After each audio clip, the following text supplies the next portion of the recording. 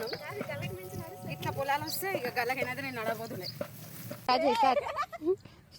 శివాజీలా దాకా వీడియోలు తీస్తుందా? అగో చేసింది చూడక్క.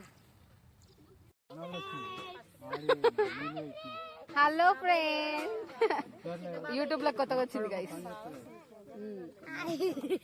ఇక ఈమె యూట్యూబ్ లో పెడతా, అందరూ ఈమె గురించి కామెంట్ చేయండి. మన వాళ్ళు వంటలు చేస్తారు అందరూ గైస్.